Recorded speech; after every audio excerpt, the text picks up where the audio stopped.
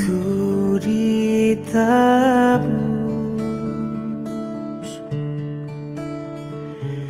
ciptaan baru,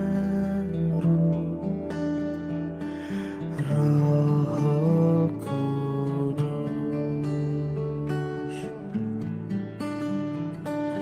Aku bernyanyi bahagia,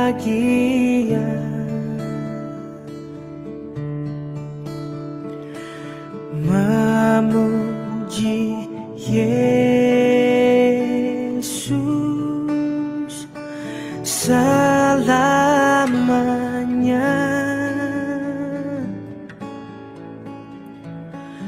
Aku bernyanyi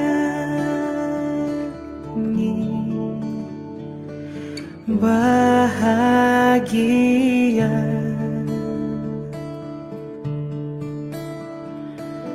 memuji Yesus selamanya.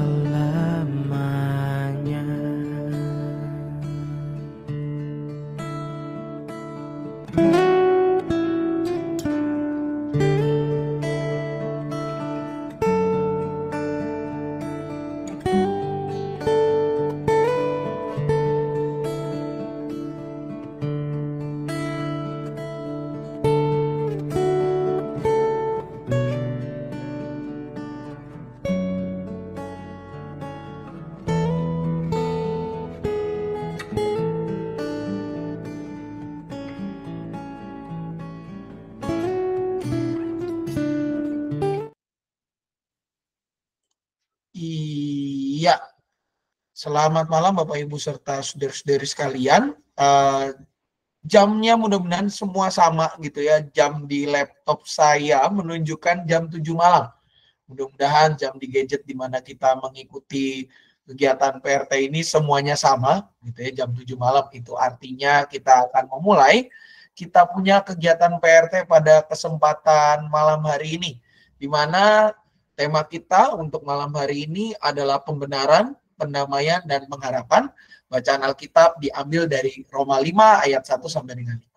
Sebelum kita melangkah lebih jauh, kita akan mengangkat sebuah pujian pembuka yang diambil dari Kidung Jemaat 246, Kidung Jemaat 246, yaitu Yahweh yang Maha Tinggi. Jadi pujian pembuka.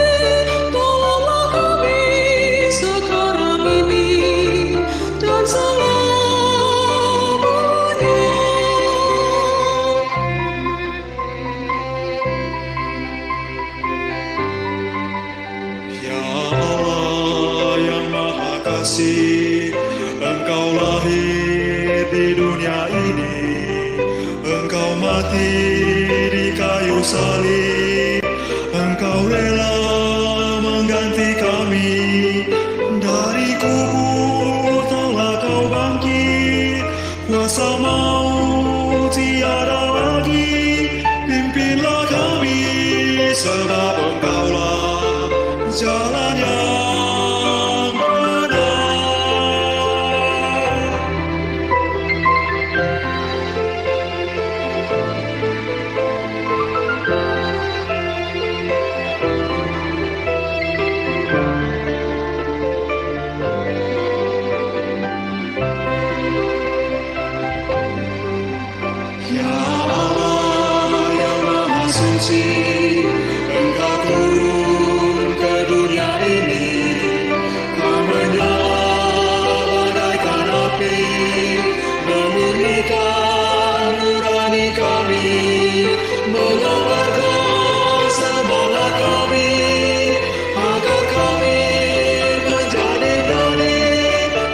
Tebuslah kami ke dunia ini dengan kuasa-Mu.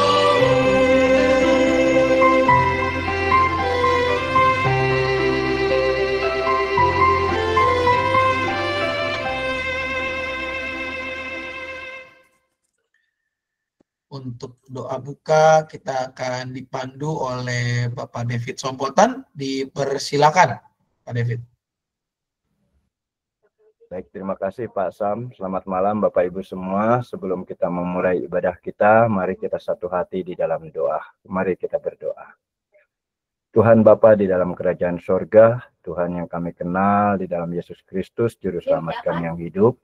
Puji syukur di kesempatan malam hari ini, Engkau boleh kumpulkan kami dalam persekutuan rumah tangga, baik yang berada di rumah kami masing-masing, melalui alat Google Meet ini. Biarlah Tuhan juga yang boleh memberkati perangkat kami, agar jalannya persekutuan rumah tangga ini boleh berjalan dengan baik. Kalau sebentar kami akan mendengarkan firman-Mu, ya Bapa, biarlah kiranya Engkau urapi hati kami, agar firman yang kami baca, dengar, dan renungkan senantiasa boleh tertanam dan bahkan boleh kami berlakukan di tengah-tengah kehidupan kami. Berkati Pak Pendeta Samuel yang akan menyampaikan firman Tuhan, biarlah apa yang dikatakan dan diucapkannya boleh berasal dari Tuhan dan demi kemuliaan nama Tuhan saja.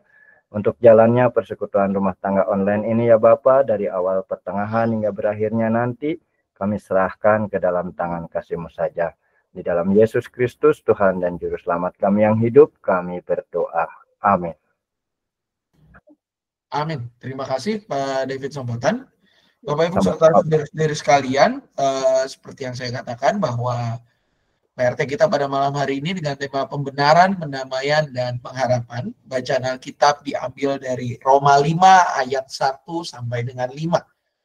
Roma 5 ayat 1 sampai dengan 5 saya akan bacakan untuk kita semua, demikian bunyi firman Tuhan. Sebab itu, kita yang dibenarkan karena iman hidup dalam damai sejahtera dengan Allah melalui Tuhan kita, Yesus Kristus. Melalui Dia, kita juga beroleh jalan masuk oleh iman ke dalam anugerah ini. Di dalam anugerah ini, kita berdiri dan kita bermegah dalam pengharapan akan menerima kemuliaan Allah. Bukan hanya itu saja, kita malah bermegah juga dalam kesengsaraan kita. Karena kita tahu bahwa kesengsaraan itu menimbulkan ketabahan. Ketabahan menimbulkan tahan uji, dan tahan uji menimbulkan pengharapan. Pengharapan tidak mengecewakan, karena kasih Allah telah dicurahkan ke dalam hati kita oleh Roh Kudus yang telah dikaruniakan kepada kita. Demikianlah pembacaan firman Tuhan. Yang berbahagia ialah setiap kita yang tidak hanya membaca, namun juga memelihara dan melakukannya dalam kehidupan keseharian kita. Bapak Ibu serta saudara-saudari sekalian, kalau kita bicara kalender gerejawi, maka kemarin kita baru saja menyelesaikan sebuah perayaan yang namanya Pentakosta, hari ke-50 setelah Paskah. Lebih Pak, lebih dari 50 kok. Oh ya, jelas. Karena apa? Hari Minggu tidak masuk ke dalam hitungan. Jadi kalau tidak dihitung hari Minggunya, maka itu adalah hari ke-50. Begitu ya. Ketika kemarin kita hari Minggu merayakan Pentakosta. Nah, ketika setelah Pentakosta, Bapak Ibu Saudara-saudari, minggu ini tepatnya, yang dimana tanggal 15 bulan 6 ini, hari Minggu, kita akan merayakan sebuah minggu yang namanya Minggu Trinitas. Loh, apa itu Pak, Minggu Trinitas? Minggu Trinitas, Bapak Ibu serta saudara-saudari sekalian, adalah sebuah minggu di mana kita merayakan penggenapan. Apa yang digenapi? Yang digenapi adalah identitas Allah. Identitas Allah, kesatuan atau keesaan Allah di dalam keberagamannya, di dalam tiga pribadinya. Ya, sedikit Bapak Ibu Saudara-saudari, ini materi katek ya, begitu ya, tentang Trinitas supaya juga kita tahu bersama. Ya, Trinitas itu apa sih Pak? Nah, Trinitas itu sederhananya Bapak Ibu Saudara-saudari, nanti bisa ditanyakan kepada anak-anak yang akan CD atau mereka yang sudah CD, begitu ya. Yang sudah CD tahun lalu, 2 tahun lalu, 3 tahun lalu, atau bahkan yang bakal CD besok. Ya, nanti ditanyakan aja. Pertanyaannya, coba jelaskan kepada saya Trinitas. Sederhananya Bapak Ibu Saudara-saudari, Trinitas itu adalah 3 di dalam 1. Ya, itu sederhananya. Ya. Apa yang 3? Yang 3 adalah pribadi Allah, bukan 3 kepribadian sekali lagi. Ya, personality dengan personal atau persona itu kalau kata orang bule ngomongnya itu it's a different thing gitu ya, hal yang berbeda.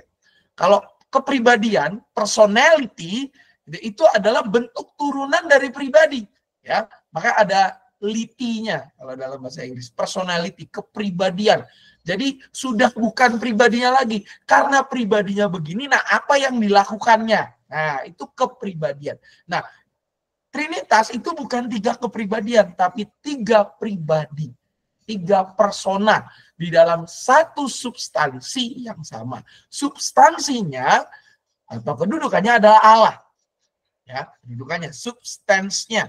Substansi itu kayak barangnya. Tapi pribadinya itu beda. Ya. Ada yang kita kenal sebagai, kalau kita mengingat pengakuan iman rasuli, Bapak Ibu Saudari, aku percaya kepada Allah, apa? Bapa yang Maha Kuasa. Nah, itu pribadi yang pertama. Bapa yang Maha Kuasa, ada yang mengatakan pencipta, ada yang juga mengatakan Khalik langit dan bumi. Itu persoalannya sama. Cuman Khalik itu lebih luas. Karena Khalik itu artinya dia tidak cuma mencipta. Dia juga menjadi pemilik, tapi dia juga sekaligus pemelihara. Ibarat kata nih ya Bapak Ibu Saudara-saudari, kalau Khalik itu berarti kita itu nggak cuma punya rumah. Kita yang membangun rumah, jadi tukangnya, jadi arsiteknya, jadi apanya. Pokoknya kita yang membangun, kita yang bekerja membangun rumah itu. Kita juga yang menjadi pemilik dari rumah itu. Tapi juga kita bukan hanya sekedar pemilik, kita juga yang mengelola rumah itu. Ya, itu yang dikatakan sebagai Khalik. Ya. Aku percaya kepada Allah, Bapa yang Maha Kuasa, Khalik langit dan bumi. Itu pribadi yang pertama. Yang kedua apa? Nah, kalau kita bicara yang kedua Bapak Ibu, di dalam pengakuan iman rasuli juga dikatakan, dan kepada Yesus Kristus. Nah, itu pribadi Allah yang kedua. Jadi Allah tidak hanya menyatakan diri dalam rupa Bapa, tetapi juga menyatakan diri dalam Yesus Kristus. Makanya di dalam bacaan Injil, kalau kita ingat sudah 2 minggu menjelang Pentakosta, Paskah 7 dan juga Pentakosta kemarin, selalu dikatakan apa? Supaya mereka menjadi satu, sama seperti engkau dan aku, ya, aku dan engkau, Bapa, akunya itu Yesus dan juga Bapa, engkaunya itu Bapa adalah satu. Walaupun mereka berpisah. Dan kepada Yesus Kristus, anaknya yang tunggal, Tuhan kita, yang dikandung dari Roh Kudus, lahir dari anak darah Maria. Nah, ini yang perlu mendapatkan, boleh dibilang harus menjadi kita punya pegangan bersama, ya, bahwa Yesus Kristus itu bukan anaknya Maria dan Yusuf, gitu ya. Yesus Kristus itu jelas di dalam pengakuan iman kita. Dikandung dari Roh Kudus, lahir dari anak darah Maria. Jadi apa? Maria hanya menjadi medium. Karena apa? Karena supaya benar-benar Allah itu menjadi sama seperti kita di dalam kemahakuasaannya. Kalau Yesus mau datang tanpa harus lahir lewat lahir seorang perempuan, apakah bisa? Jawabannya 100% bisa, karena dia adalah Allah. Tetapi balik lagi, Tuhan tidak mau pakai cara seperti itu. Dia mau menggunakan cara yang dikenal oleh manusia. Makanya kan begitu dikatakan. Dikandung oleh Roh Kudus, lahir dari anak darah Maria. Urusan siapa terkait Yesus itu? Urusan Roh Kudus. Yang menderita sengsara di bawah pemerintah Pontius Pilatus, disalibkan, mati dan kuburkan, dan seterusnya. Pada hari yang ketiga bangkit, naik ke surga, duduk sebelah kanan Allah Bapa yang Maha Kuasa, dan seterusnya akan datang untuk menghakimi orang yang hidup dan yang mati. That's it. Itu pribadi yang kedua. Dan yang ketiga siapa? Aku percaya kepada Roh Kudus, gereja yang kudus dan nah, ini yang menjadi penting Bapak Ibu. Karena apa? Karena Bapak Ibu serta saudara-saudara sekalian, dalam teologi yang populer, kadang-kadang kita itu suka membedakan antara Roh Kudus dengan Yesus. Kita terjebak pada pembedaan dikotomis, bahwa Roh Kudus itu tidak lebih tinggi daripada Yesus, bahwa Yesus tidak lebih tinggi daripada Bapa. Nah, itu pembedaan dikotomis atau pemisahan yang keliru. Kenapa? Karena kalau kita mengacu kepada doktrin Trinitas, ketiganya adalah satu. Ya. Walaupun Yesus bukan Bapa, Bapa bukan Roh Kudus bukan Yesus, tetapi mereka bertiga adalah sederajat. Di dalam Kejadian dikatakan, baiklah kita. Kalau kita itu nggak mungkin beda derajat. Ya. Ketika seseorang mengatakan kita, berarti dia merasa bahwa derajatnya sama, tingginya sama. Nah, itu yang menjadi penting. Ketika bicara Roh Kudus, Bapak Ibu Saudari, Roh Kudus ini justru menjadi simbol bahwa Allah tidak meninggalkan manusia. Kok bisa begitu, Pak? Karena Roh Kudus adalah Allah. Berarti ketika Yesus naik ke surga, dalam tanda kutip mudik, dia berbicara kepada Bapa untuk mengirim penolong. Ya, mengirim penolong. Penolong itu dihadirkan oleh Allah dalam pribadi Roh Kudus. Roh Kudus adalah Allah. Sehingga ketika kita hidup pada masa kini, maka kita itu sebenarnya hidup menjadi umat Allah yang sejati.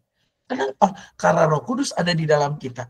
Ketika Roh Kudus ada di dalam kita, maka konsekuensinya adalah hidup yang kita jalani bukan hidup kita lagi, tetapi Yesus dalamku, tetapi Roh Kudus dalamku, tetapi Allah di dalamku, Bapa di dalamku. Nah, inilah yang nanti pada hari Minggu kita rayakan. Makanya nanti warnanya putih, Bapak Ibu. 3 kali minimal dalam liturgi gerejawi, warna liturgi putih itu digunakan pada saat yang namanya Kristus Raja. Lalu yang kedua pada saat transfigurasi, Minggu Kristus Raja itu sebelum Advent, gantinya pasti ungu. Lalu yang kedua, transfigurasi sebelum Prapaskah, sebelum masuk Rabu Abu. Dan yang ketiga, Trinitas. Setelah Trinitas masuk ke namanya Minggu Biasa. Ini yang nanti kita rayakan. Dasarnya apa? Dasar kita merayakan adalah Roma 5 ini. Bahwa di dalam bagian ini Paulus menjelaskan kepada jemaat di Roma. Jemaat yang boleh dikatakan hidup berdekatan dengan pusat pemerintahan Romawi. Zaman itu Bapak Ibu, kita harus ingat pelajaran sejarah. Ingat apa kata Presiden pertama Republik Indonesia, Bapak Insinyur Soekarno. Jas merah. Jangan jas biru, jangan jas kuning, jas merah. Jangan sekali-kali melupakan sejarah. Pada saat itu Bapak Ibu, jemaat Roma, karena mereka berada di epicenter. Ya, epicenter, kalau kita bicara soal gempa itu kan berarti pusat gempa. Ya. Jemaat Roma itu hidup di epicentrum, di pusat pemerintahan Romawi. Sampai pada masa itu, Bapak Ibu Saudari, sampai ketika Kisah Para Rasul juga konteksnya ketika jemaat Antiokhia disebut sebagai Kristen. Sampai pada masa itu, jemaat Kristen apakah diakui? Tidak. Mereka dianggap sebagai aliran sesat. Makanya waktu itu Kaisar Nero kan mengadakan ulah. Dia mau sebenarnya dia sendiri ya gitu ya, iseng dia nyalain api, nggak tahu, pokoknya dia bakar aja itu kota Roma. Boom, begitu terbakar kota Roma, yang disalahin siapa ya? Orang-orang Kristen gitu ya.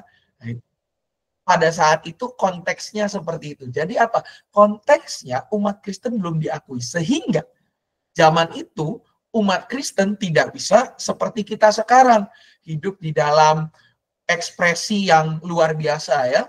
Pakai kalung salib kemana-mana. Bahkan waktu itu lambangnya bukan salib, lambangnya adalah ikan, iktus singkatannya.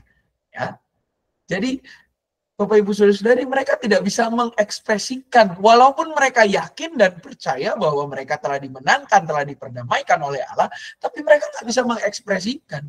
Tidak bisa ada lambang ikan aja, itu adalah lambang samaran dalam tanda kutip begitu ya, supaya orang nggak tahu. Karena mereka terinspirasi dari ikan yang Tuhan Yesus berikan kepada para murid menjadi bekal. Ya. Lambang salib itu kan digunakan setelahnya, jauh setelahnya.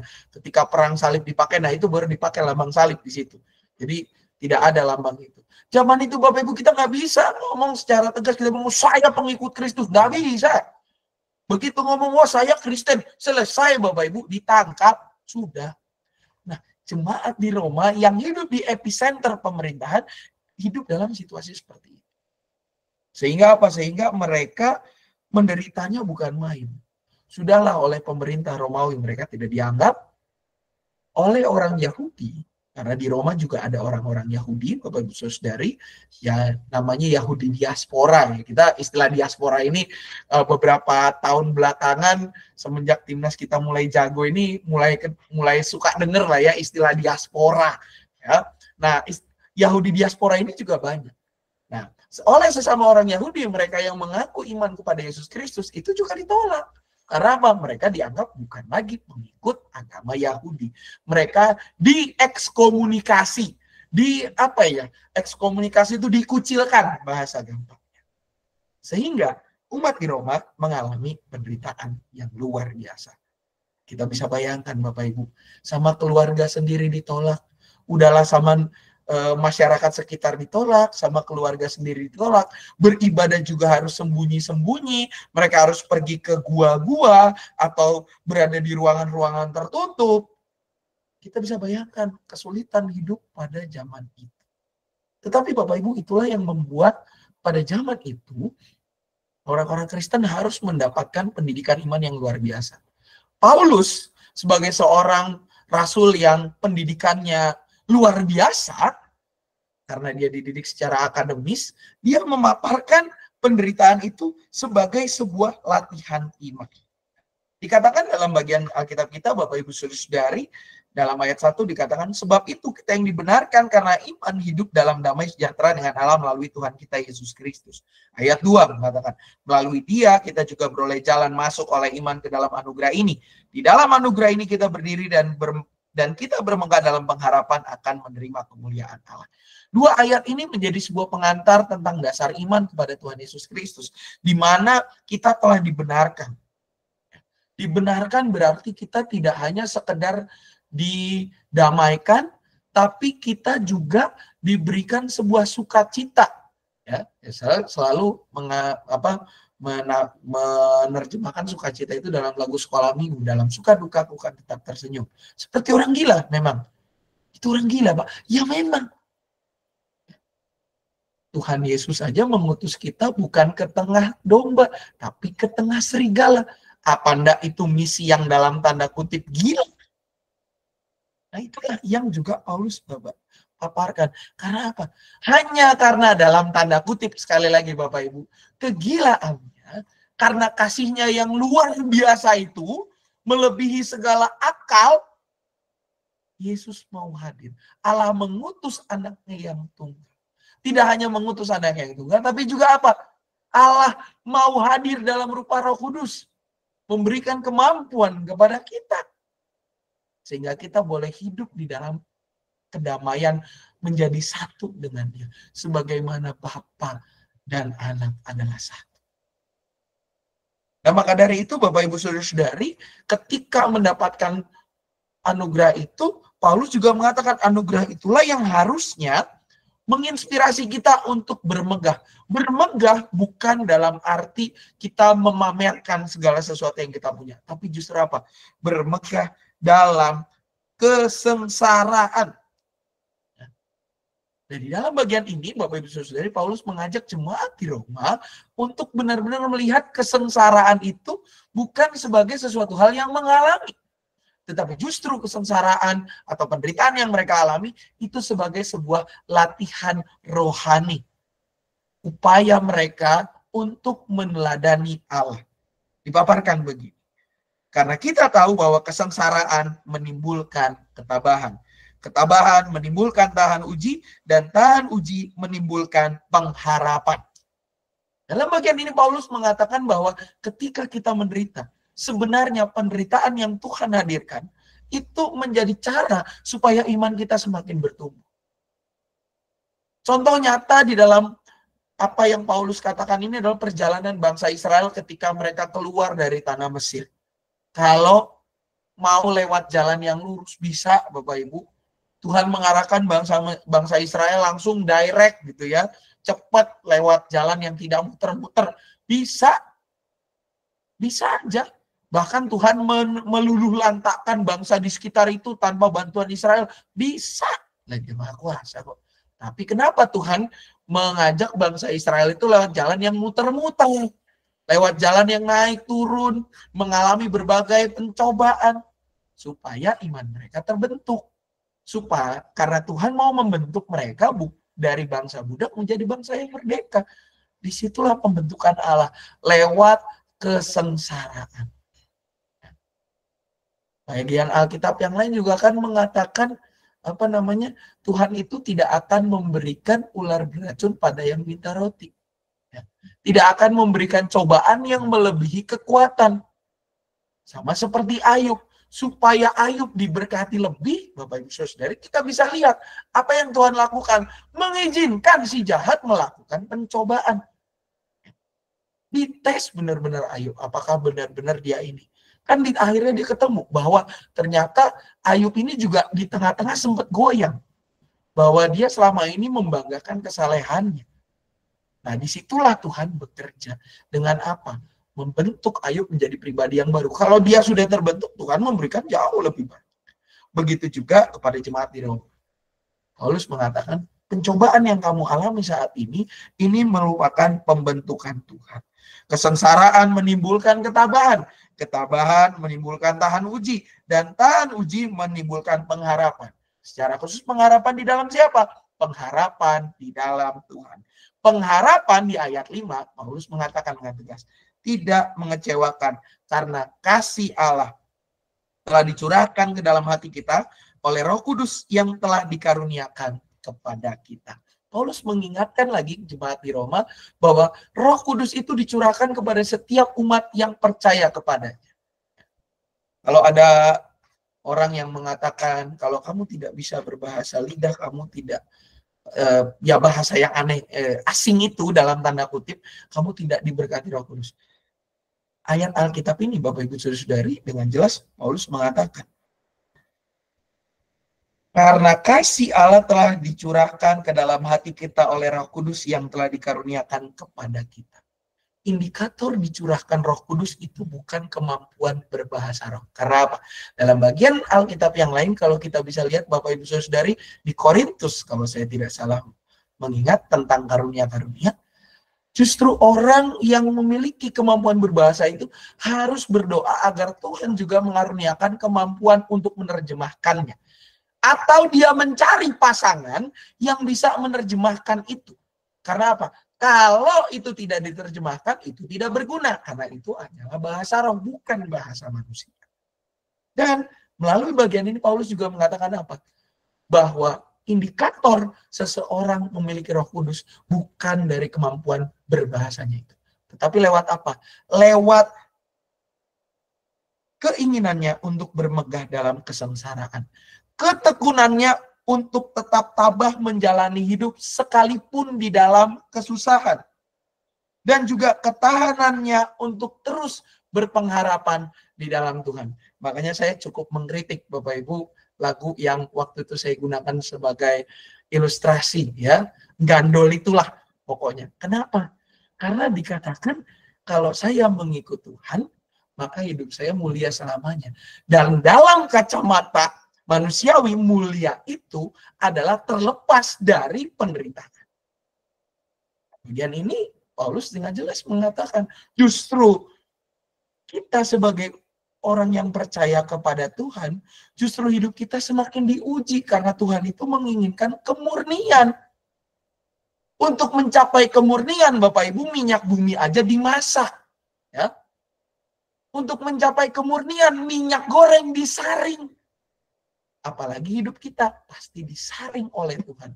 Saringan Tuhan itu lewat apa? Lewat apa yang Ia nyatakan dalam hidup kita. Sukacita, duka cita, dan segala hal yang lain. Makanya di bagian ini Bapak Ibu Saudari, sebagai umat yang telah dibenarkan, menerima anugerah Pentakosta itu, yang kelak akan merayakan sukacita penggenapan karya Tuhan di dalam Bapa, Anak, dan Roh Kudus pada hari Minggu ini, kita diingatkan untuk bermegah dalam kesengsaraan. Bermegah dalam kesengsaraan berarti kita tidak melihat kesengsaraan sebagai penghambat, melainkan justru kesempatan untuk semakin bertumbuh lebat, kesempatan untuk terus meningkatkan diri. Ya. Anak sekolah aja mau naik kelas, ada ujiannya Bapak Ibu Saudara-saudari. Begitu juga kita sebagai umat. Karena kita ini kan walaupun sudah lulus dari sekolah akademik, ada sekolah yang nggak berhenti selesai, yaitu sekolah kehidupan yang terus membentuk kita sampai pada waktunya nanti kita dipanggil pulang oleh Tuhan, dianggap lulus dari sekolah kehidupan yang fana, masuk ke sekolah yang baru, sekolah kehidupan kekal. Di mana? Di Yerusalem yang baru, langit dan bumi yang baru. Oleh karena ujiannya banyak, maka kita harus sukacita, tekun belajar dalam keseharian, mau terus dibentuk oleh Tuhan. Tidak hanya mengandalkan satu pemahaman, tapi mau belajar lebih dalam, lebih matang, bahkan mau menambah referensi dari hari ke hari. Orang aja bikin karya tulis, Bapak Ibu Saudara-saudari, bikin sebuah buku gitu ya, referensinya nggak cuma satu. Referensinya banyak. Daftar pustaka, catatan kaki, buku yang bagus itu lebih dari satu. Banyak, minimal 5. Nah begitu juga dengan hidup kita sebagai umat yang telah percaya. Melalui bagian ini Bapak Ibu kita diajak untuk mau bermegah dalam penderitaan. Bermegah di dalam kesengsaraan. Tidak memegahkan apa yang menjadi kelebihan, tapi justru memegahkan Tuhan yang menolong kita untuk tekun, tabah, sabar, konsisten, dan mau terus berkomitmen di dalam menjalankan hidup keseharian sebagai umat yang menerima anugerah Roh-Nya. Bagaimana kita bisa melakukannya? Satu cara, Bapak Ibu Saudari, supaya kita bisa konsisten, kita bisa berkomitmen penuh hidup kepada Tuhan. Tetap tekun menjalani hidup yang tidak mudah, berpengharapan penuh kepada Tuhan, bahkan terus mengalami pengalaman-pengalaman baru yang Ia nyatakan. Caranya cuma satu, yaitu apa? Bersedia membuka diri. Membuka diri. Melihat bahwa diri kita ini banyak minusnya. Melihat bahwa kita bukanlah objek sempurna. Melihat bahwa diri kita bukan subjek yang harus diperjuangkan. Melainkan melihat bahwa Allah yang harus kita nyatakan dalam hidup kita. Itulah yang akan menolong kita bisa konsisten, bisa tekun. Karena apa? Kita tidak lagi mengedepankan ego pribadi. Kita tidak lagi mengedepankan kemauan kelompok sendiri. Kita tidak lagi mementingkan diri kita sendiri, tetapi apa? Benar-benar mementingkan bagaimana nama Tuhan dimuliakan lewat hidup kita, bagaimana apa yang kita katakan, kita pikirkan, kita lakukan mencerminkan kebenaran firman Tuhan, dan menjadikan hidup kita sebagai kitab yang terbuka. Maka dari itu Bapak Ibu, untuk menunjang satu langkah itu, jangan berhenti untuk mempelajari firman Tuhan. Renungkanlah firman Tuhan siang dan malam. Baca, doa tiap hari. Kalau mau tumbuh, lakukan itu. Dan juga yang kedua apa? Bersaksi. Berbagi kepada orang-orang sekitar tentang kebaikan Tuhan. Terlebih dalam keluarga kita, kepada anak-anak kita, kepada cucu-cucu kita, kepada pasangan kita. Sederhana kesaksian itu. Saya merasakan penyertaan Tuhan hari ini lewat apa? Misalnya gitu ya, karena kita kemarin baru habis beli ikan, misalnya gitu ya, habis beli ikan di persembahan syukur tahunan, ikannya bertelur, kita lihat, wow, padahal udah panik, ini kenapa kolamnya banyak busa? Ternyata di filternya banyak telur. Wah, ini jangan. Ini sebuah pengalaman baru buat saya. Ikan bertelur di rumah, misalkan begitu. Hal sederhana bisa menjadi sebuah kesaksian yang menguatkan, bahkan meneguhkan. Dan yang ketiga Bapak Ibu, bersekutulah dan saling melayanilah di mana saja kita berada, di rumah, di masyarakat, dan di gereja. Marilah kita hidup sebagai umat yang tekun karena kita sudah mengalami pembenaran di dalam Tuhan. Kita sudah mengalami pendamaian lewat Roh-Nya yang mengubahkan, dan marilah kita terus berpengharapan di dalam Dia, sebab Tuhan selalu menolong dan memberkati kita. Amin. Saat teduh bagi kita sekalian.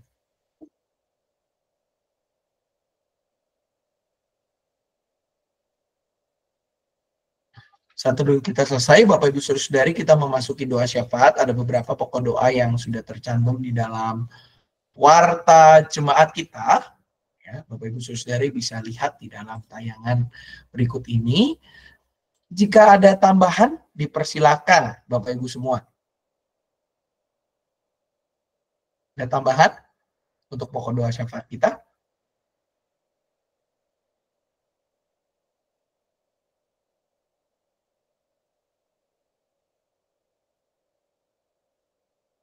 Baik, jika tidak ada tambahan, mari kita menaikkan doa. Mari kita berdoa. Kami bersyukur ya Tuhan, pada kesempatan malam hari ini, kami boleh Engkau ingatkan, Engkau kuatkan, Engkau mampukan untuk benar-benar menjadi umat yang hidup dalam pengharapan sejati kepadamu. Biarlah kami mau dan mampu terus melatih diri, terus mengembangkan diri, bahkan mau menjadi saksimu yang nyata lewat sikap hidup kami yang mau dengan tekun, rajin membaca, merenungkan firman-Mu, terus memohon pengarahan-Mu di dalam doa-doa yang kami tidak hanya naikkan, tetapi juga kami jadikan langkah hidup kami ikhtiarkan dalam keseharian kami. Lewat juga upaya dan usaha kami untuk terus bersekutu dengan erat bersama dengan keluarga, dengan mau memberikan kesaksian yang indah, kesaksian yang sederhana namun mengena, membangun iman kami bersama-sama, tidak hanya untuk diri sendiri, tapi juga untuk bersama-sama dengan orang-orang di sekitar kami. Biarlah Tuhan Kau yang menolong kami untuk berbagi kebaikan, berbagi sukacita yang berasal daripada-Mu saja. Kami berdoa pada saat ini untuk bangsa dan negara kami ya Tuhan, dalam segala situasi dan kondisi yang terjadi.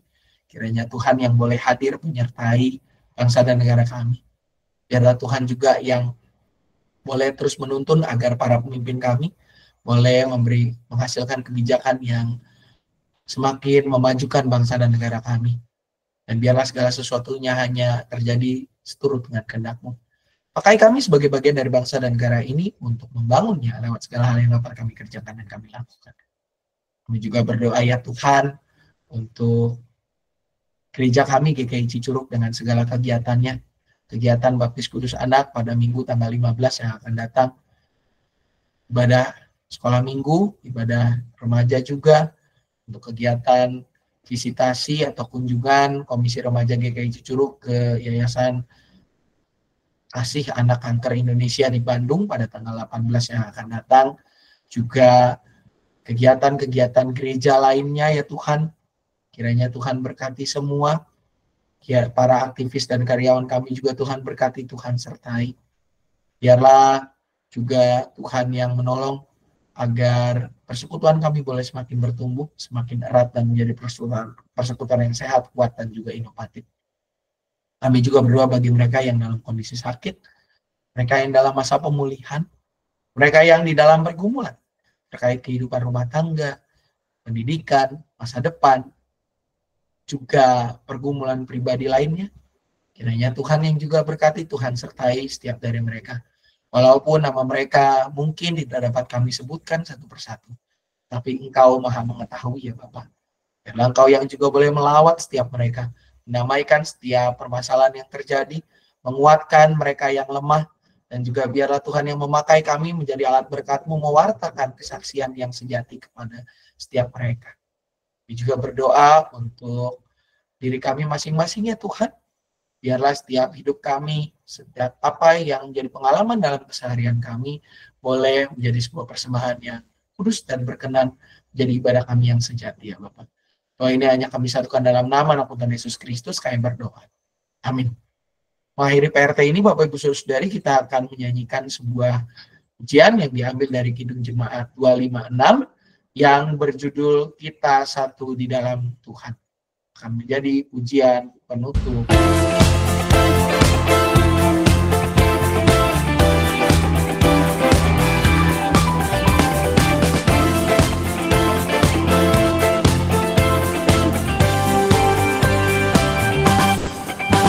Kita satu di dalam Tuhan, satu gereja yang besar. Marilah bertolong-tolongan, kau dan aku semuanya. Marilah bertolong-tolongan, kau dan aku semuanya.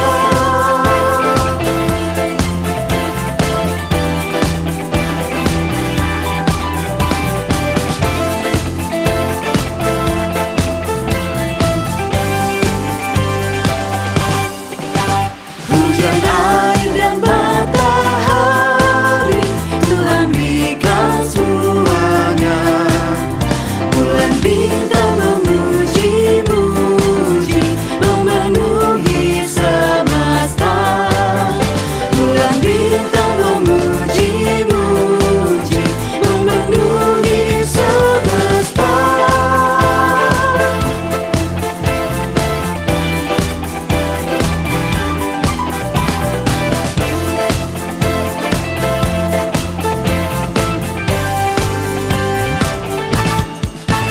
Tuhan selalu memelihara seluruh alam semesta.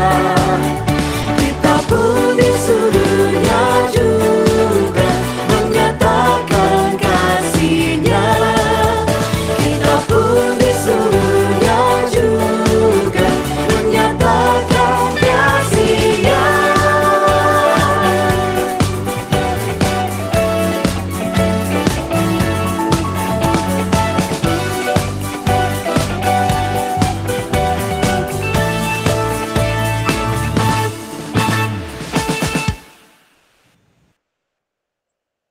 Ya, Bapak Ibu Saudari, kita memasuki sesi pengumuman dari Pak David Sombotan atau Komisi Dewasa. Dipersilakan jika ada pengumuman.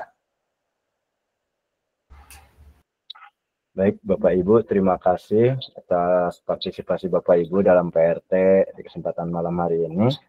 Sementara untuk pengumuman PRT untuk PRT on-site belum ada yang ngisi, barangkali Bapak Ibu ada yang bersedia untuk kita beribadah bersama di rumah atau tempat tinggal Bapak Ibu, dapat menghubungi Komisi Dewasa. Dan untuk informasi selanjutnya nanti mungkin melalui warta aja, Pak Sam. Begitu aja, Pak. Terima kasih. Siap, terima kasih Pak David Sombotan. Ada lagi Bapak Ibu pengumuman yang lain? Baik, kalau tidak ada, Bapak Ibu mengingatkan bahwa pendaftaran kelas katekisasi sudah dibuka, formulir tersedia di kantor tata usaha GKI Cicurug, bisa diambil setiap hari. Pendaftaran ditutup tanggal 1 Juni 2025. 1 Juli 2025 ya. Jangan lupa untuk mendaftarkan mereka yang belum CD gitu ya.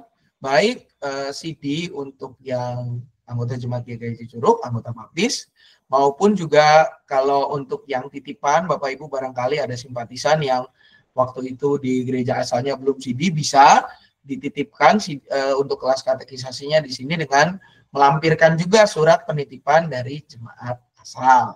Ya, jadi formulirnya sudah tersedia di kantor tata usaha GKI Cicurug. Paling lambat pendaftarannya akan ditutup pada tanggal 1 Juli. Jadi tolong sebelum 1 Juli dia punya formulirnya sudah dikembalikan ya, Bapak Ibu Saudari. Juga hari Minggu ada baptis kudus anak, Bapak Ibu Saudari bisa dilihat di sini di kebaktian umum 2 ya. Barangkali ada sanak saudara atau rekan-rekannya yang mau ikut juga silakan gitu ya. Ada baptis kudus anak untuk persembahan syukur tahunan juga Bapak Ibu yang mungkin kemarin belum bawa bisa dibawa di minggu ini. persembahan syukur tahunannya yang mungkin kemarin lupa dikumpulkan atau belum hadir dalam kebaktian, masih bisa kita kumpulkan di minggu-minggu yang akan datang atau juga di minggu besok tanggal 15. Itu aja sih kalau dari saya, Bapak Ibu Saudari, mengingatkan juga untuk agar warta jemaat kita boleh dibaca karena informasi-informasi lebih lanjut perihal seperti rekening, lalu juga rekening gereja gitu ya, supaya kita tidak termakan hoax gitu ya. Ada yang toto yang atas namakan GKI Cicurug, ini nomornya yang ini Bapak Ibu, nomor rekening gereja.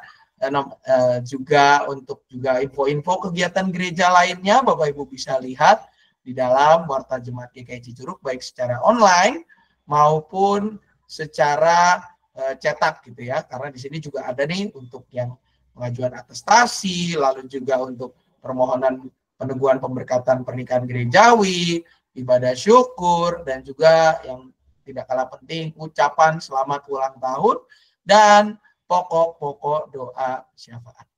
Itu saja yang mungkin bisa saya sampaikan. Untuk minggu depan biasanya kita ada sersan, namun untuk sersan besok diundur Bapak Ibu Saudari.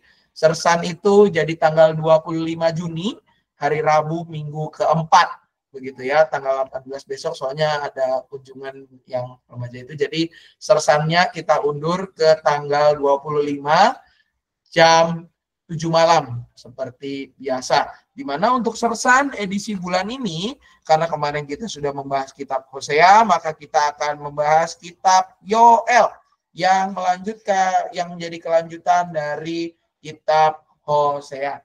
Ya, Bapak Ibu Saudari. Itu saja yang mungkin bisa saya sampaikan.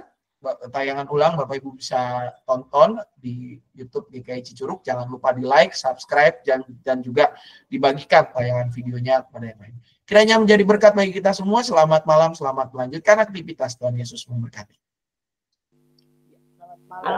Selamat malam. Malam Pak Sam, terima kasih untuk doanya. Selamat malam semuanya.